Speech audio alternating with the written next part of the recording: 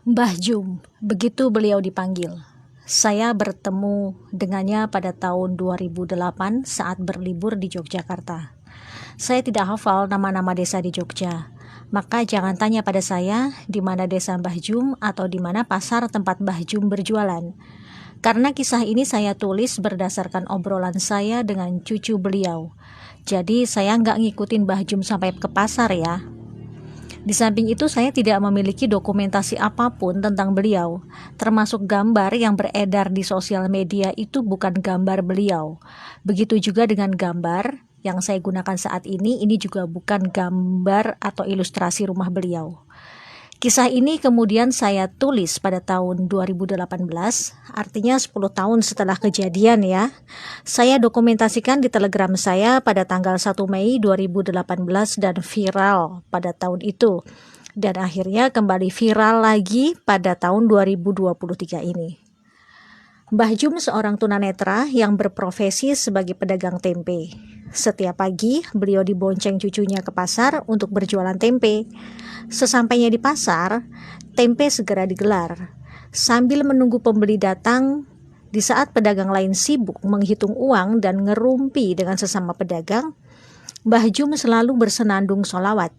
Cucunya meninggalkan Mbah Jum sebentar karena ia juga bekerja sebagai kuli panggul di pasar itu.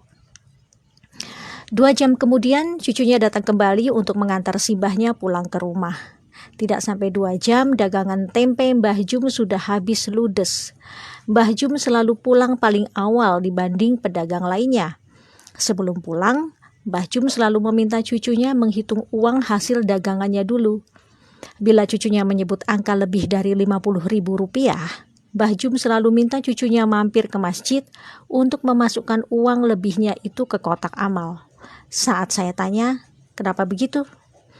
Karena kata Simbah, modal Simbah bikin tempe cuma 20.000, harusnya Simbah paling banyak dapatnya ya 50.000. Kalau sampai lebih berarti itu punyanya Gusti Allah, harus dikembalikan lagi. Lah, rumahnya Gusti Allah kan di masjid, Mbak. Makanya kalau dapat lebih dari 50.000, saya diminta Simbah masukin uang lebihnya ke masjid. Loh, kalau sampai lebih dari 50.000 itu kan hak Simbah. Kan artinya Simbah saat itu bawa tempe lebih banyak toh? Tanya aku lagi. Enggak, Mbak. Simbah itu tiap hari bawa tempenya enggak berubah-ubah. Jumlahnya sama. Cucunya kembali menjelaskan pada saya. Tapi kenapa hasil penjualan Simbah bisa berbeda-beda? Tanya saya lagi. Begini, Mbak. Kalau ada yang beli tempe sama Simbah, karena Simbah tidak bisa melihat, Simbah selalu bilang, ambil sendiri kembaliannya. Tapi mereka para pembeli itu selalu bilang, uangnya pas kok Mbah, nggak ada kembalian. Padahal banyak dari mereka yang beli tempe 5.000, ngasih uang 20.000.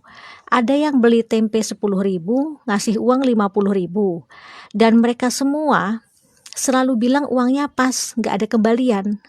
Pernah suatu hari, Simbah dapat uang 350.000. Ya, 300.000-nya saya taruh di kotak amal masjid. Begitu penjelasan sang cucu. Saya melongo terdiam mendengar penjelasan itu. Di saat semua orang ingin semuanya menjadi uang, bahkan kalau bisa kotorannya sendiri pun disulap menjadi uang, tapi ini Mbah Jum. Logika saya yang hidup di era kemodernan jahiliyah ini belum sampai. Sampai rumah pukul 10 pagi, beliau langsung masak untuk makan siang dan malam. Ternyata Mbah Jum juga seorang tukang pijat bayi, begitulah orang di kampung itu menyebutnya. Jadi bila ada anak-anak yang dikeluhkan demam, batuk, pilek, rewel, kejang, diare, muntah-muntah, dan lain-lain, biasanya orang tua mereka akan langsung mengantar ke rumah Mbah Jum. Bahkan bukan hanya untuk pijat bayi dan anak-anak, Mbah Jum juga bisa membantu pemulihan kesehatan bagi orang dewasa yang mengalami keseleo, memar, patah tulang, dan sejenisnya. Mbah Jum tidak pernah memberikan tarif untuk jasanya itu, padahal beliau bersedia diganggu 24 jam bila ada yang butuh pertolongannya. Bahkan bila ada yang memberikan imbalan untuk jasanya itu, ia selalu masukkan lagi 100% ke kotak amal masjid. Iya, 100%. Anda kaget? Sama, saya juga kaget. Ketika saya kembali bertanya, kenapa harus semuanya dimasukkan ke kotak amal? Mbah Jum memberi penjelasan sambil tersenyum. Kula niki sakjane mboten pinter mijet. Nek wonten sing seger waras mergo dipijet kalih kula, niku sanes kula sing damel seger waras. Niku kersane Gusti Allah. Lah dadose mbayare mboten kalih kula, tapi kalih Gusti Allah. Beliau bicara dalam bahasa Jawa yang artinya saya itu sebenarnya nggak pinter mijit.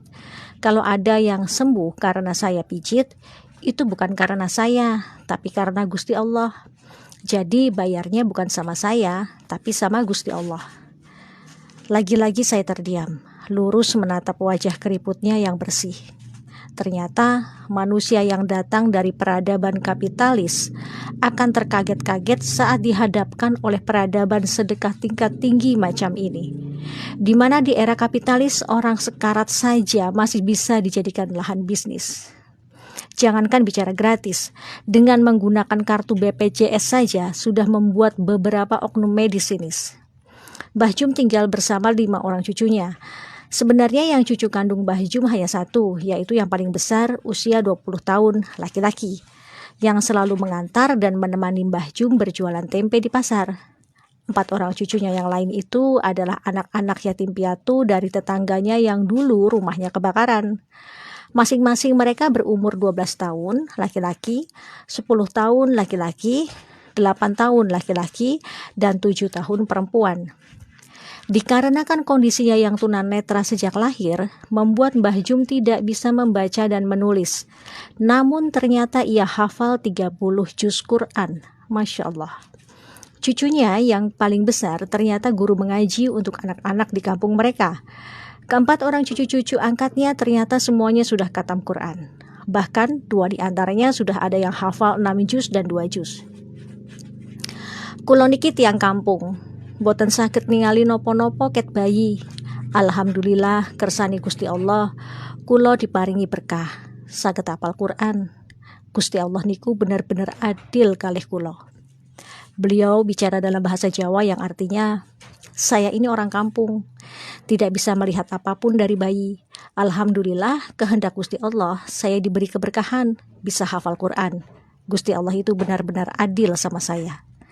Itu kata-kata terakhir Mbah Jum sebelum saya pamit pulang. Saya peluk erat dia, saya amati wajahnya. Saya rasa saat ini bidadari surga iri melihat Mbah Jum, karena kelak para bidadari itu akan menjadi pelayan bagi Mbah Jum insya Allah. Matur nuwun Mbah Jum atas pelajaran sedekah tingkat tinggi pada tahun 2008 yang sudah Simbah ajarkan pada saya di pelosok desa Yogyakarta.